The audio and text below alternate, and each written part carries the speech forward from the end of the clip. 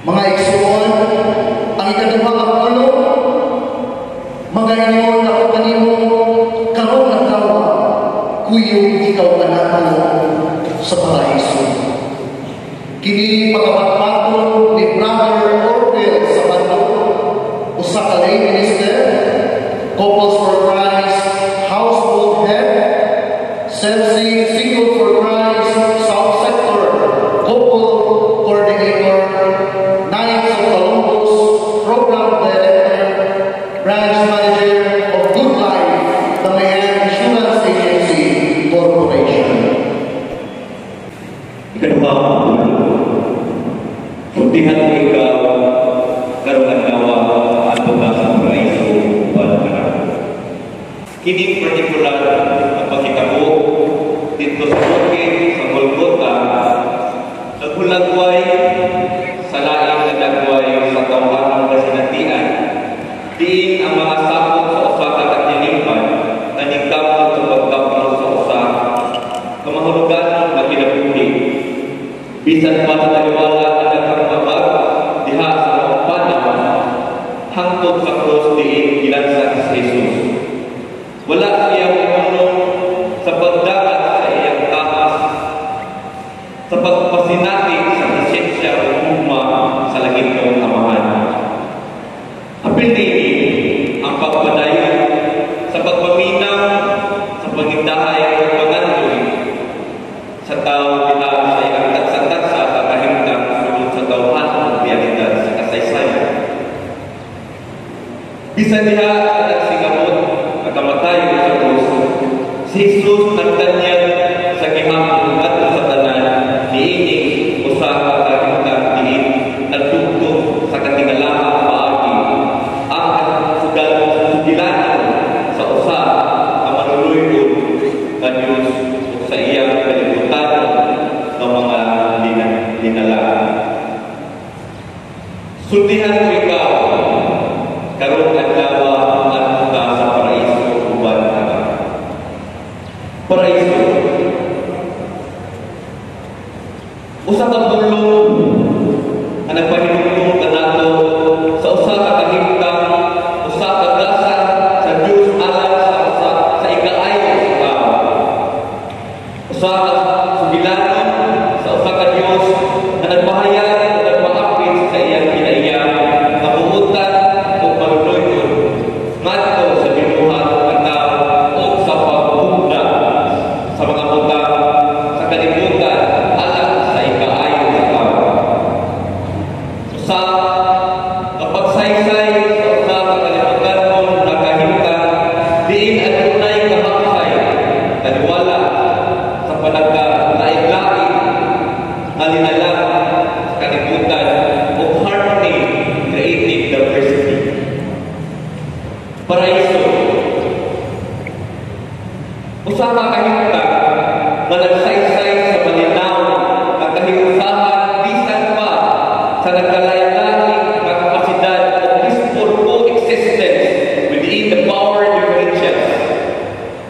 Usa ka kahimtang diin dayan ang kagawas mo paghihilang tingin sa matag dinalang diha sa usa ka sitwasyon. Udunay fairly social and natural relationship between created entities. Nagibutan kini sa Dios ang matag dinalang na nagsangkot niini adunay nahulugan na kalamigitan sa matagsa sa tanan. Paraiso o kung walawan nato ang atong paglantaw, ang paraiso nagkahulugan sa pagkahimtang kasama sa katulong o pagsimbahan, sinudo o sinodality. Matod ba sa talawsurong obispo Precioso de Cantillas diha sa iyang sulat pastoral alang sa tuig 2023. Ang pulong sinudo nagpasabot na kitang tanan isip mga binibiyag, mga bahin sa pagkiling at kauban sa Diyos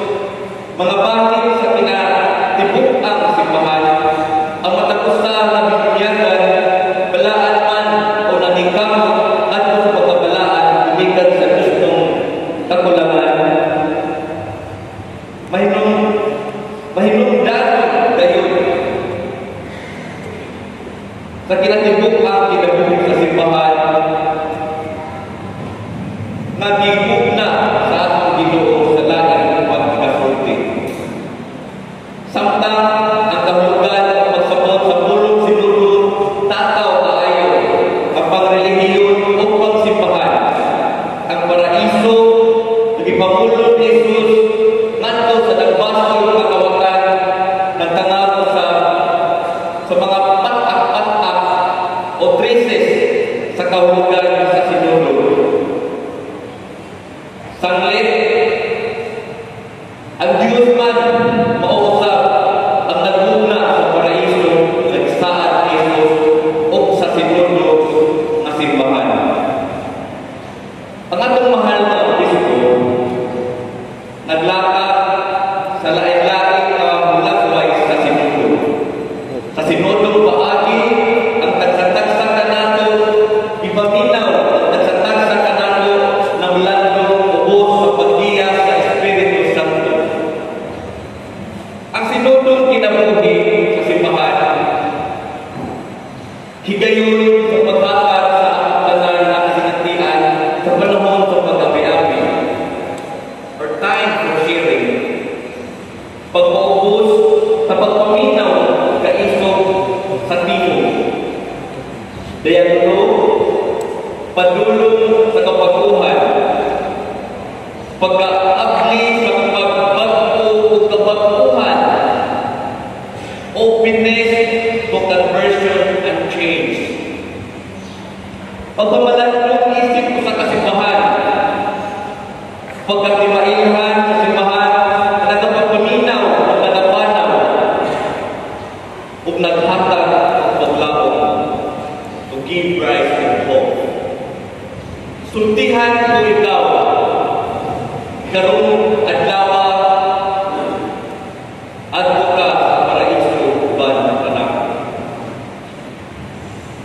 Dito sa krus, si Jesus nagpahayag na ang paraiso ang iyang kamatayon na pagsimbahan ang kahintang diha sa Sinodo ania atong panahon sanglit siya ania man naguban ka nato ug iya mausab maong kahintang atong ilhog ug dawaton ang kamatuoran na kita ania sa taliwala sa gamitni na Sinodo bisan pa kung patak-patak lamang ang mga timailhan niini. Dunay mga panghitabo or moments na kung ato alang kamalandungan kini nga mga moments of synodality na diay. Diha sa mga selda na naglangkap sa katilikpan, masinati usab ang presensya sa Sinodo.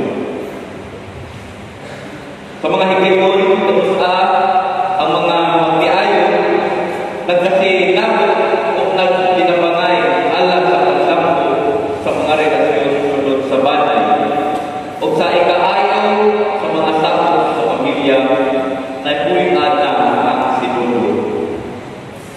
Sa mga panahon na ang mga anak o kabataan maminaw o nagtagad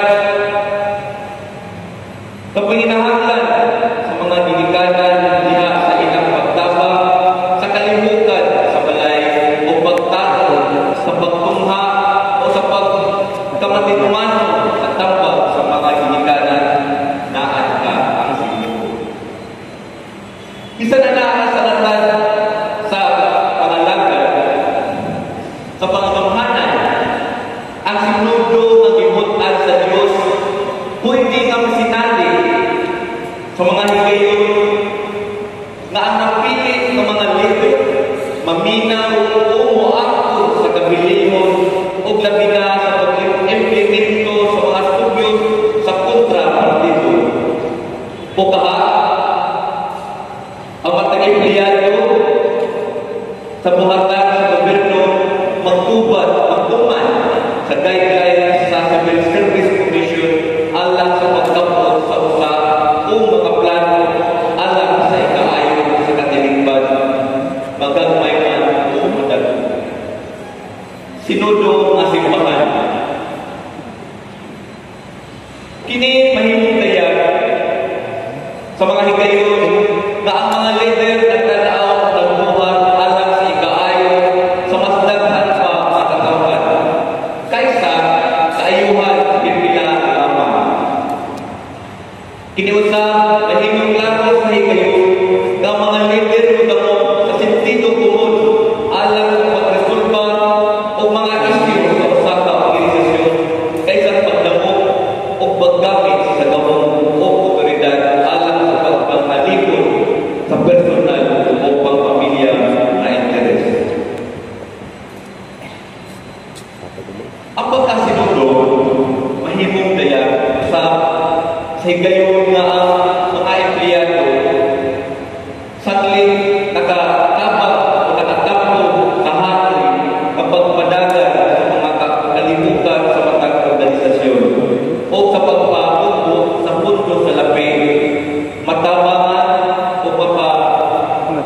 malipayan usab sa ilang laing kinahanglan para sa tawhanon o espirituhanon na kalambuan. Diha sa mga classrooms o mga tulunghaan, sa higayon na ang mga estudyante magkamot sa katungod o habilidad sa ubang mga estudyante na ningkaw na mahunong ang school bullying, anaan ang pagkasinunod. Sa mga higayon, gusto amay kamo ang dialogo tali sa mga tao kansang katapos o gahong dili patas apan anaan ang adasing sa pagpadayag sa kaugalingon mga opinyon may tungod sa mga isyu kritikal sa walay kahanon na ang isulti gamiton batok na nila sa umaabot ang panahon anaan ang pagkasinudo sa katilingban. Sa mga higayon, ang mga tinubyanan na sa otoridad naghimo sa paghatag sa takaw ug himpit nagkwenta at malikayan ang mga pagduda sa mga lumulupyo na itungod sa hustong kadamitan pundo sa laping mga pagkamtangan sinudo ka na ang ginasig sa Diyos. Ang kasinatian ang isgutan sa unahan tipik lamang sa daghan pagkaay ng mga timaan na nagpunting na ang pagkasimundo sa simbahan mas dako ang kultura gawa sa simbahan aniya ang usab kanako. So walay kuhanuha ang mga paningkamot na magkabuot o masinati bisan lamang sa tipik na bahid sa pagkasimundo. Kini nagpasamot sa loob ng pagtuo na adunay mas maanindot na kasinatian gikan sa panagbuwag-buwag o panagbahid-bahid sa katawan kung magtuo tungod sa lain-lain na hinungdan. Ang kinaiyahan sa mga hinungdan na hingong pinansyan, ekonomikanhon, politikanhon, kulturalhon, siklogikanhon, o moral na espirituhanhon. Ang kasinatian sa pagbayad-bahid o pagkabuunaw sa pagtagan sa matag-usapan nato. Ang hatag hinungod ka nato sa wagi kinahanglan ng pag-antos. Gikan ini kasinatian sa kalisod sa pag-antos o biha sa pagkakon o pagdawat nga hinungdan sa pag-antos magasukan ang pagpaningkaw sa pag-usap sa maong kahimtang natto sa usap ng kahigayunan o kasinatian diin ang tao makakabot o makapuyo sa matang sa kinabuhi at itinguha sa katilingban o ilang binagay sa Diyos. Kining maong pagsulod o eternal na panaw mao ang makita natin diha sa nagmasod ang kawatan. Iyang nakita na iyang kahimtang sa pag-antos mao ang bukti sa iyang kakulangan o sayo sa pagkinabuhi. Uban sa kanyang sulong na kasing-kasing, iyang gidapat ang iyang kahimtang sa kamatayon na silot sa iyang mga kasaypanan. Dili nilaan ang pagpangandoy sa kadawasan gikan sa maong kalisod. O tungod niini biduol siya kang Hesus. Ang gibuuhan na hari sa usa ka kasaypanan. O kining iyang pagsaklit ng Hesus dili usa ka pagbigay sa pag-antos ni usa ka pagtuo sa reversal of fortuners diin ang magkalisod karon mahimong ayahay sa umaabot.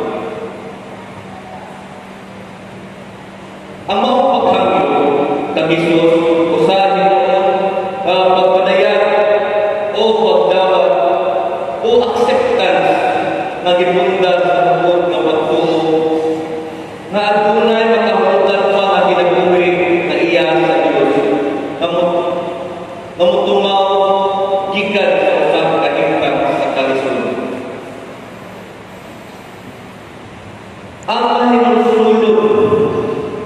nagawatan, nag-awhag sa kanato sa pagtanaw sa akong kinabuhi o kasinatian sa kalisod nga bunga di ay sa akong pagkabahin-bahin gikan sa lain-lain hinungdan ilabi na sa sala o sa paglapas nato sa mga kasunod sa uban. Ang maong kawatan nag-awhag kanato sa pagdawat na ang ating pagkasimundo na simbahan gihulga usab sa gikan gawas o sulod niining katilingban.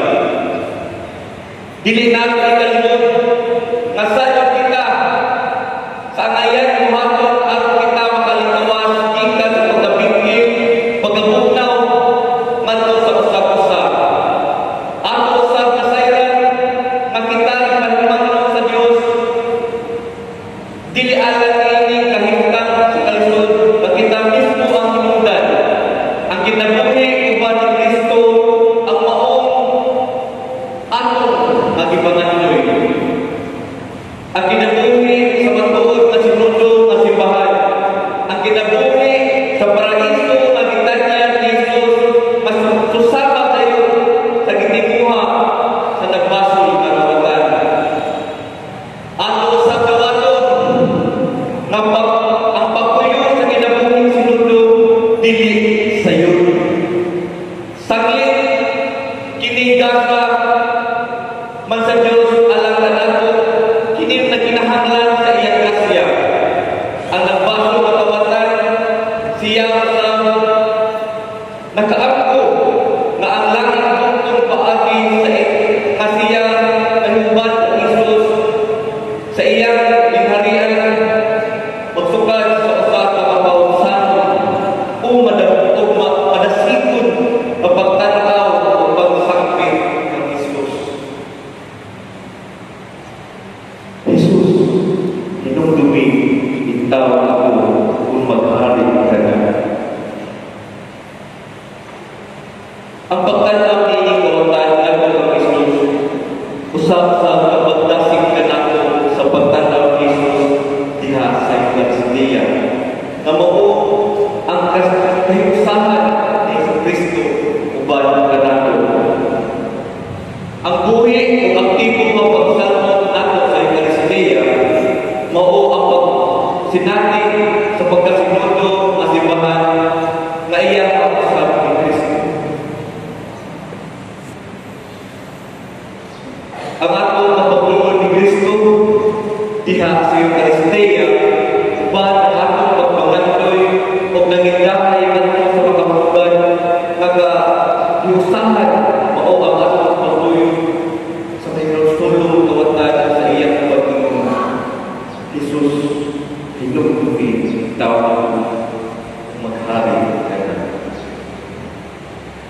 O tapos sa maong pagtuwa ang usab aninawon ang hagit ni Kristo. Buhatan ini alang sa paghandog kanato. Atong hinumduman na kining manultihon dili lamang sa pagsubli sa paghalad sa santos na misa alang sa makikubad nato si Jesus o pagsuntong sa usa ka sinundo o kahiusahan sa mga tagauhan nga nakatigom diha sa pagsimba. Ang maong panultihon usahin mo kapag padayon sa pagpaambit sa katarong o kamaluluyon ni Kristo ngadto sa uban. Sa maong paagi nagpabiling na buhi si Kristo uban kanato. O siya nagdasig kanato ngadto pagpaambit sa aton.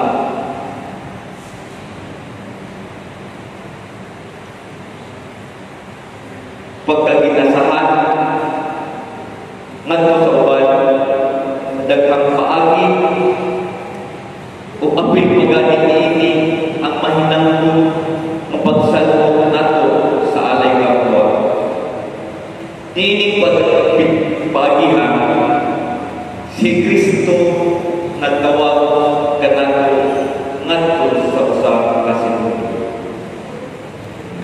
Buhata kini alang sa paghandog ganamo. Usa ka hagit ngadto sa pagkasinunod. Usa ka paagi ni Hesukristo sa Panginoon. Sultihan mo ikaw